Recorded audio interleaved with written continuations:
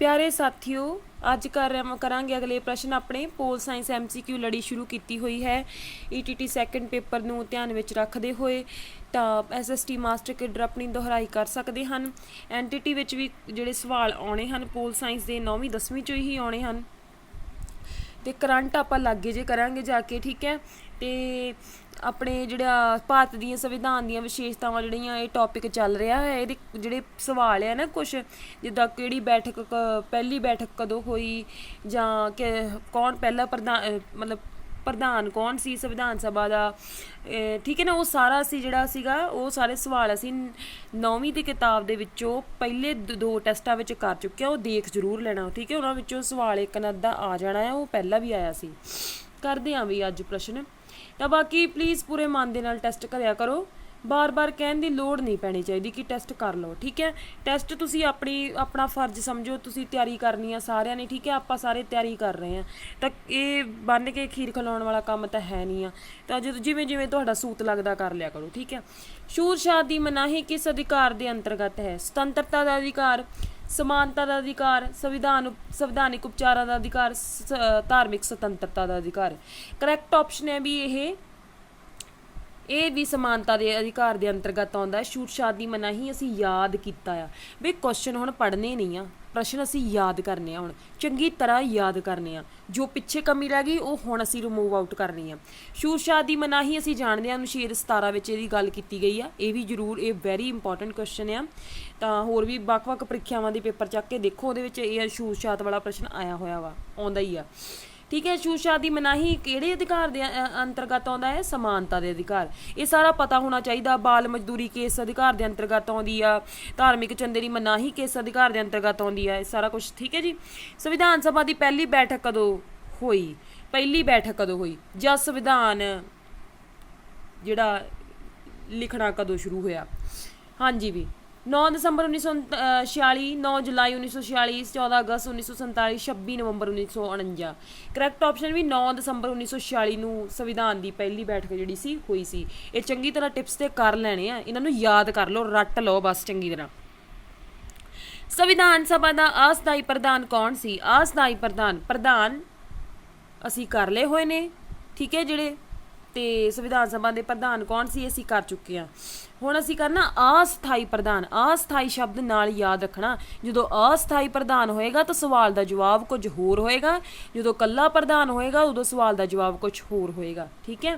ਹੁਣ ਅਸਥਾਈ ਪ੍ਰਧਾਨ ਹੈ ਵੀ ਡਾਕਟਰ ਸਚਿਦਾਨੰਦ ਸਿਨਹਾ, ਠੀਕ ਹੈ। ਇਹ ਹਨ 1976 ਵਿੱਚ 42ਵੀਂ ਸੋਧ। ਪਹਿਲਾਂ ਚੰਗੀ ਤਰ੍ਹਾਂ ਯਾਦ ਕਰ ਲਓ। ਇਸ ਤਰ੍ਹਾਂ ਵੀ ਪੁੱਛਿਆ ਜਾ ਸਕਦਾ ਕਿ 42ਵੀਂ ਸੋਧ ਕਦੋਂ ਹੋਈ ਜਾਂ 1976 ਵਿੱਚ ਕਿਹੜੀ ਸੋਧ ਹੋਈ। ਤਾਂ ਇਹ ਆਪਾਂ ਤੁਹਾਨੂੰ ਦੱਸਿਆ ਸੀਗਾ ਕਿ 4 + 2 6 76, ਠੀਕ ਹੈ। ਇਸ ਤਰ੍ਹਾਂ ਯਾਦ ਕਰ ਲੈਣਾ। ਮੈਂ ਵੀ ਇੱਦਾਂ ਹੀ ਯਾਦ ਕੀਤਾ ਸੀ ਤੇ ਤੁਸੀਂ ਵੀ ਇੱਦਾਂ ਹੀ ਕਰ ਲਈਓ, ਠੀਕ ਹੈ। ਇਹਦੇ ਵਿੱਚ ਕਿਹੜਾ ਸ਼ਬਦ ਸ਼ਾਮਿਲ ਨਹੀਂ ਕੀਤਾ ਗਿਆ?